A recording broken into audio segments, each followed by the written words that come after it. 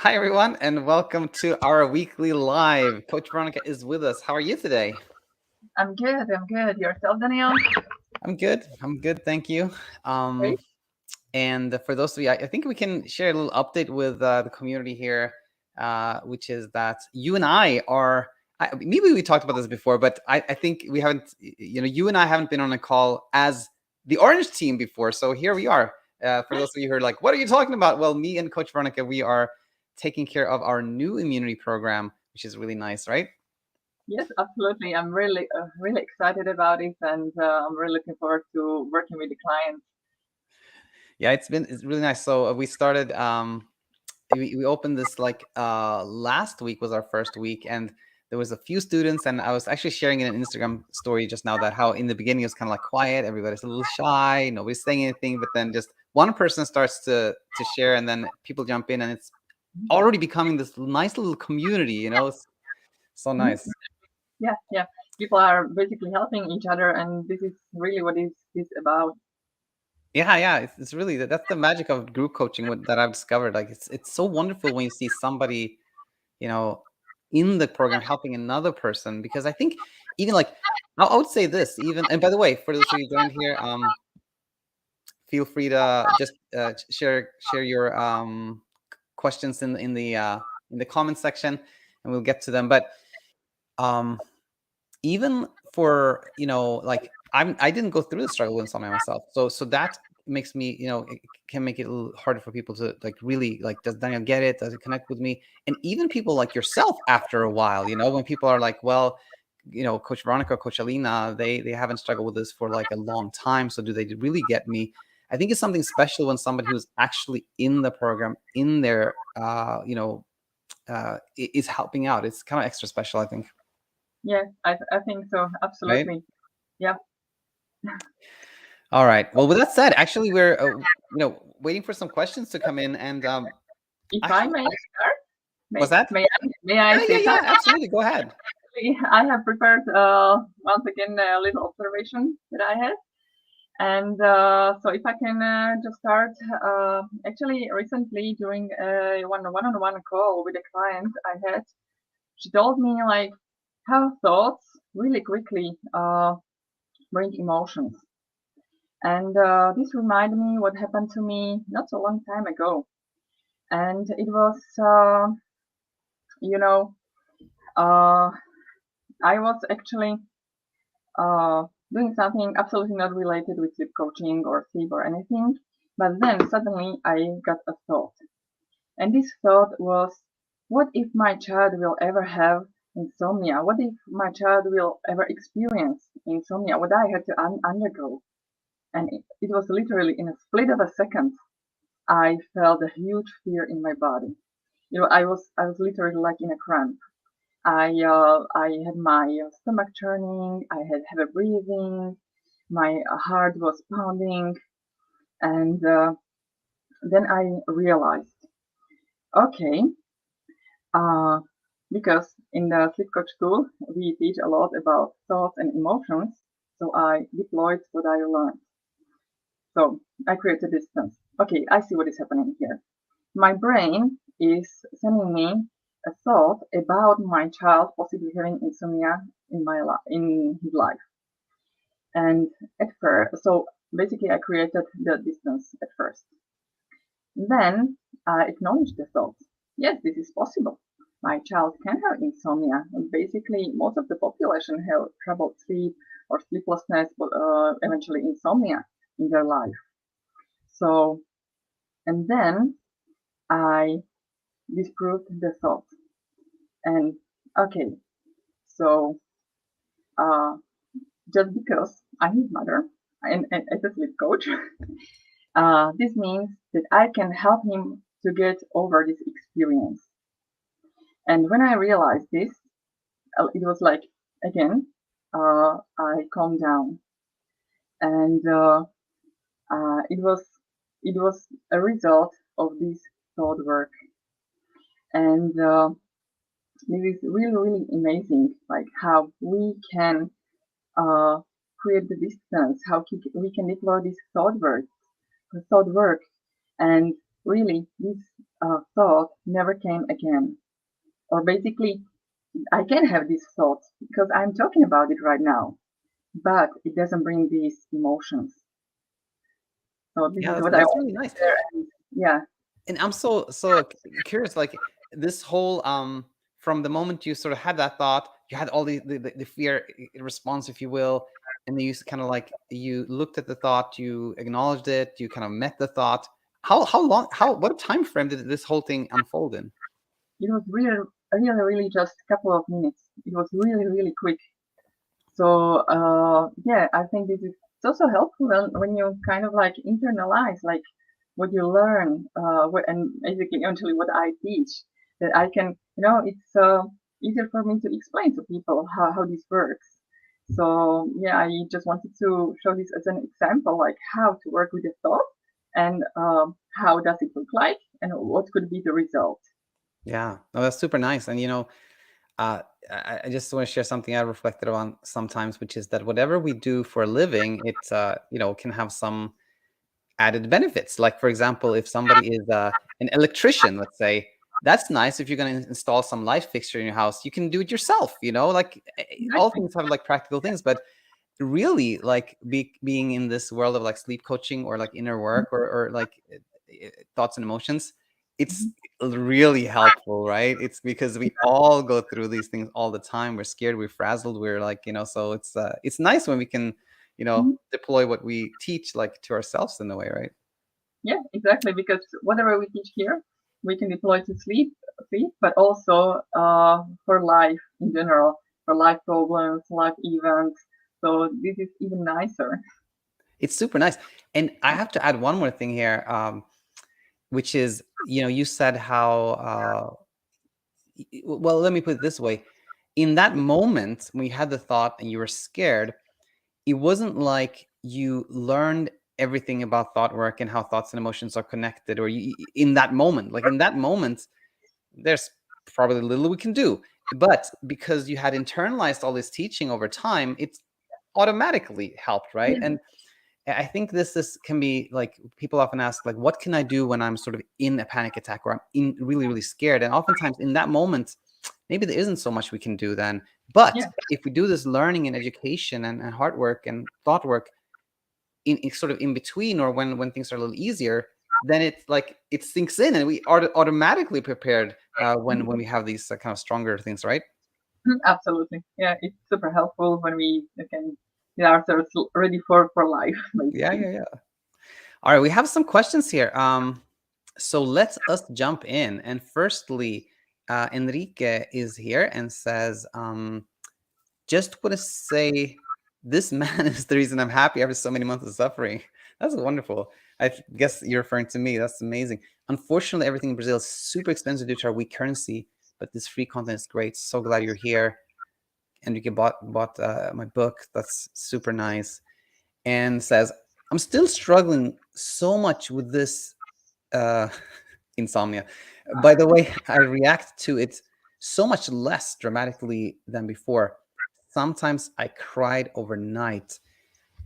And so, when I hear this, I'm super glad, of course. And it sounds like Enrique is like not crying as much as before, but was still crying, was crying a lot overnight. So maybe we can just share our thoughts on this. Like, um, when somebody is like crying, uh, when you just hear that, Veronica, like somebody's crying because of their struggle, sleep, insomnia, like what does that bring to mind when you hear that?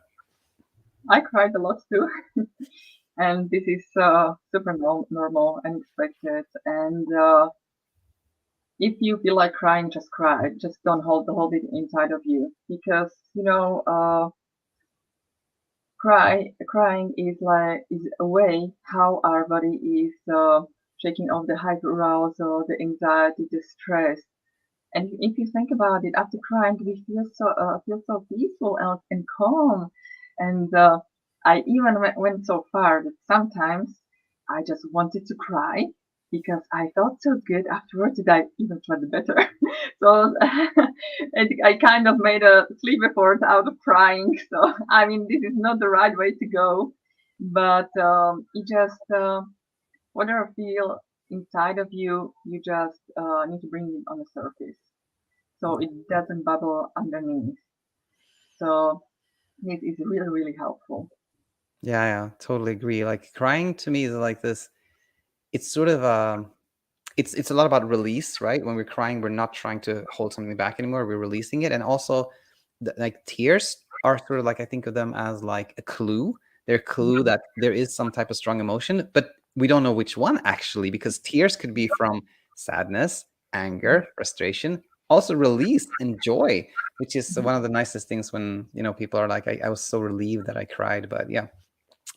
All right, just some comments on tears there. Super glad you're seeing things get easier, Enrique. And let's jump over here to Brandon, who's here, and who says, some insight I wanted to share. Just spent a week in Jamaica. My sleep wasn't extremely different, more good days than bad, but while on vacation, my worried thoughts about sleep were basically zero, which means better sleep. 4 out of 7 nights I slept over 5 hours, which is better than any week I've had in the past year. I think being in a stress-free environment plus a king-sized bed, lol, helped me a lot. All right, very, very nice. Lots of things we could talk a little bit about here, Veronica. But yeah, overall, when you hear this from Brandon, what are your thoughts when you hear this? First of all, it's really nice to have vacation. Even nicer if we can enjoy them. And it's when we are on a vacation, there are so many distractions that we really often don't think about sleep. We don't think about our struggles, and we just enjoy there. And I don't know if he wanted to go in this direction that he might have expected sleep being better, and if was it not, it is still okay. Because there are so many processes in our brain which are subconscious, which we cannot influence. The important is that you felt nice and you were not bothered by the amount of sleep. Although I can still see that he is monitoring, like for 4 to 7 days, I slept this much hours, and so on. So this is, I can still see sense some monitoring, and that the brain really wants to have the grasp, the control over sleep, and which is still normal. It's okay. Our brain still it loves control, and what is important is that uh, just to notice it. Okay, my brain here is trying to have control. And if this doesn't become an effort, like, okay, I slept 5 hours, I need to get more, it is okay. So just seeing the process, just seeing what our brain is trying to do, how it wants to try to control, it neutralizes the let's say effort. Yeah, exactly. No, great points about like, okay, to summarize, like Brandon sees that even if he didn't sleep necessarily like fantastic or super long every night or anything like that, he had a great time. He didn't worry about sleep at all, which is like highlighting that we can have a nice experience even if we don't get ideal sleep. Yeah. Point number one. Point number two, exactly. I saw that too. Like Brandon is still kind of like comparing 7 hours versus 5 hours, 6 hours, which is normal. When we don't judge ourselves for that, that's easy. But yes, when we're not tracking anymore, that tends to lead to even sleep having easier. And what else? There were some other things like whenever I hear about somebody saying like I took a vacation, I think that I always kind of point out that that's nice because for a lot of in our community, they're like don't want to go on a trip or a vacation or something like that because they're scared. Like, what if I don't sleep when I go there? So just deciding to go on a trip is kind of a sign of courage and living your free life, which is very, very nice.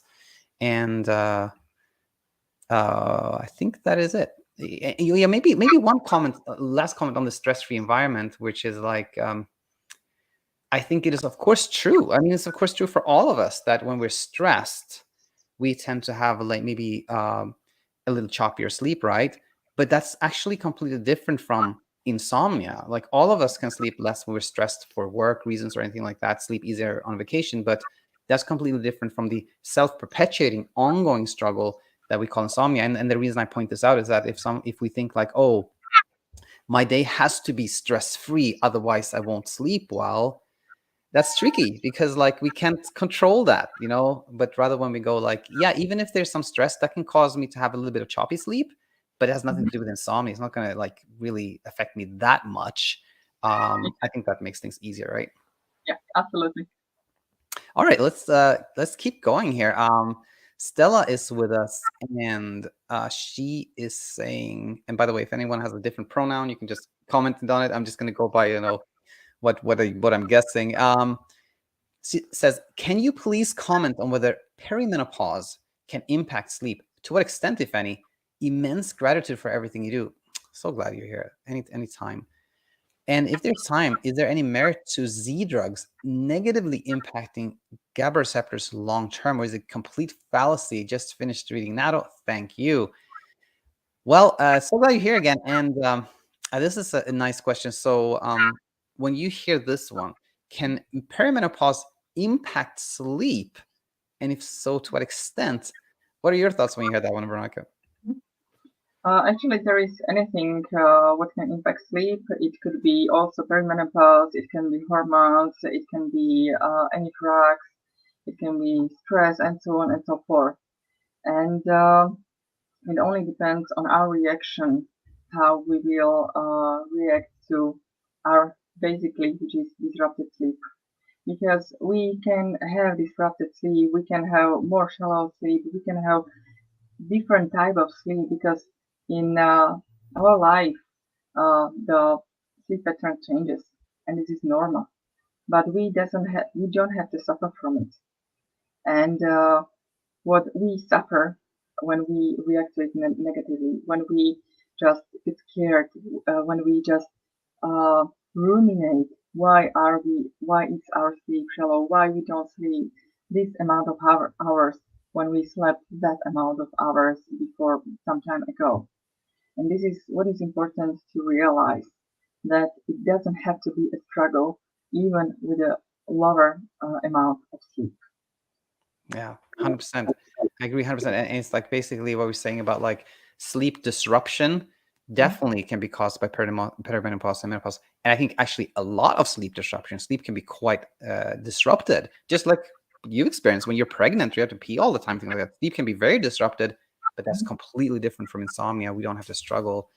And I would say to the second one here, Z drugs, I would just say no medical advice here, but I think these type of drugs have been available for like decades, and many people have come off them with no like sequelae whatsoever. And I see, generally speaking, I think they're very safe. That's I think so. I don't think there's any reason to be worried about that.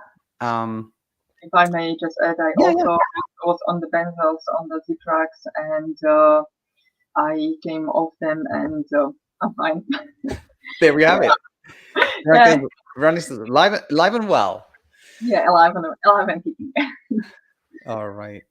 So Very yeah, nice. Let us check in here with suspended mofo. Uh, what is that? Fear of missing out. Missing out of fear. I don't know. Anyway, hi there. I wake up in the middle of the night. Can I go from my bed onto the couch and lie there, or should I stay mildly active till I get tired again? Thank you for your work. Yes, I can go first here. So just to mix it up a little bit. Common question, and I would say this, that to me, this is a question of basically what is the ideal thing for me to do when I wake up in the middle of the night? Is it better for me to go on the couch, or should I stay like, et cetera, et cetera? So to me, this goes to like kind of the basic principle of ours, is that sleep is actually effortless. Like, we sleep well when we're not trying to sleep, we're not putting any effort in. And when we're trying to kind of find out, like, okay, is this better or is that better? We're automatically in this kind of effort mode. We're trying to kind of manipulate, control, predict our sleep, which tends to make us a little hyper aroused, a little preoccupied, and then we don't sleep quite as well. So I would say that the answer is more or less something like whatever we feel like doing. that isn't like connected to sleep really, really helps. For example, if you find that you're awake in the middle of the night and you actually feel nice and comfy in your bed and you don't feel like doing anything in particular, you can just lie there and rest. Or if you feel a little frustrated in bed and you're like, I'd rather do something else, then you can do something else. And it doesn't have to be mildly active either. Like a lot of people in our community have found that when you do something like quite active, I don't know, cleaning the house or watching some Netflix, that's really helpful. And it sounds like the most common like follow-up question I get when I say this, like, well, isn't that going to make me more awake? Then I just say, well, then that you've discovered something really helpful there, which is that there is this fear of being awake there. And when we see that fear of being awake, it's even more an invitation to do things that actually are quite active or whatever we feel like, to sort of teach ourselves that being awake is not it's not a threat, it's not dangerous. And when we're like what we call befriending wakefulness that way, that really, really helps. So that's how I would answer this one. But what do you say, Veronica? Yes, I absolutely agree. And I just would like to maybe add that about the nice moments at night. During the night, we have really, really many bad memories of how we suffered during the night. But on the other hand, when we try to approach it with what can I do? How can I use this my awake time to feel a bit more nicer, to make myself more comfortable? This is really helpful because when we find these tiny sparks of joy, we are replacing these negative memories, and we are basically sending the signal to the brain, hey, it's okay to be awake at night. There's no threat whatsoever. So, and we just start to feel safe. We show our brain that we are safe. For example, just very simply for me, I like to watch some kind of funny show in the middle of the night. And it was because no matter how angry I was, or upset I was, or tired, they always said something funny that made me laugh. And that these really these tiny sparks of joy that made me feel more comfortable. And it really was about it. That's nice. That's a really nice teaching about the tiny sparks of joy. Wow.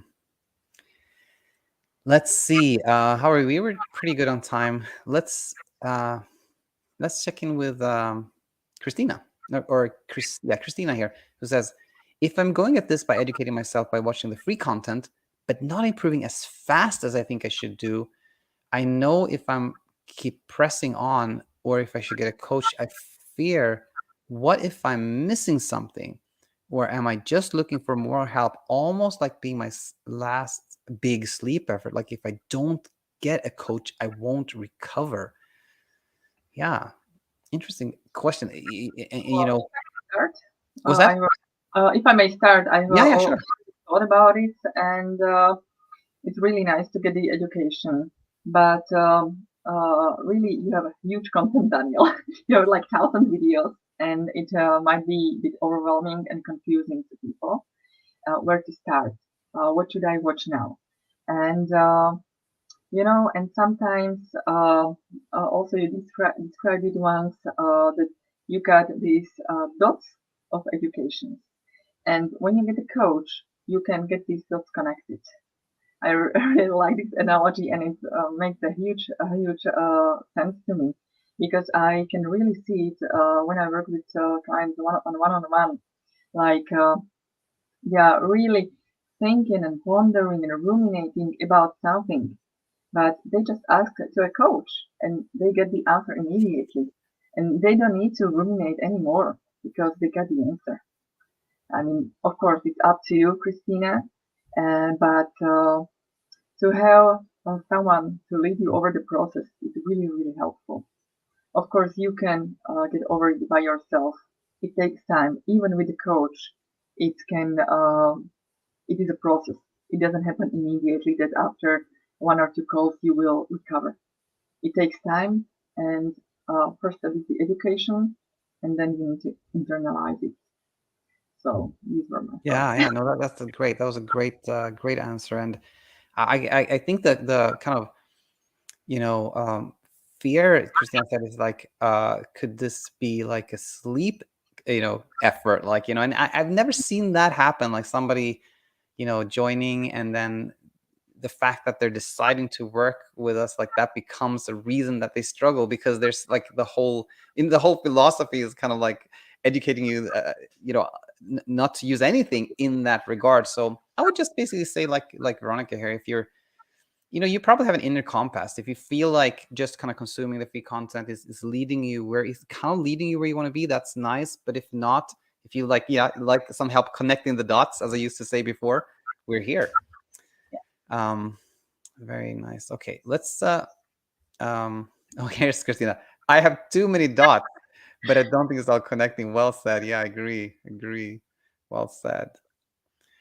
All right. Well, let's do one more from Sleepy Guy. I had severe insomnia for 8 months, 1 to 3 hours of sleep per night. My cognitive function and personality have changed completely for the worse. What actual damage would have incurred? I can go on. Yeah, go ahead. Uh, I'm sorry for your struggles. Absolutely, I totally know how does it feel. I suffered from insomnia for 8 years, so I was hopeless, helpless, and I totally relate to what you're saying that the cognitive functions just go down. And this is true because when we are so extremely sleep deprived, I went on days and nights on no sleep, and I didn't have even naps during the day. Like people were telling me, okay, you don't sleep at night, so sleep during the day. How? Because I was so hyper aroused. Just my hyper arousal was producing more and more hyper arousal, and I just wasn't able to sleep. So, uh, and you were asking about the damage, and what I believe here is in the ability of our human body to what's the word, to recover.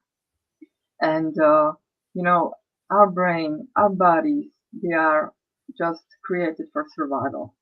And even if we are struggling for some time, we will recover no matter what. So you can be really, really deep in the struggle. You can feel like you will never remember anything. It was my problem also. I have to even say that my experience was like when I was really in the thick of insomnia, and because it was for such a long time, I in some way I still try to live my life. And a few years later, I met a friend, and she told me, "Do you remember, like when you came to visit me and my newborn baby?" And I did not remember that. It was completely out of my mind. I absolutely wasn't present there. And but this has changed. I have recovered. I'm recovered since I can say like 1.5 years, and my memory is back. My cognitive functions are back. And let this be your last worry, sleepy guy. Okay. Sounds wonderful. Yeah, let's just end there. It was beautifully said, Veronica. And I will just say thank you everyone for tuning in. It's been super nice having you here. Thank you for joining again, Veronica, and we'll see you next time. Thanks for having me. Bye bye. Bye bye.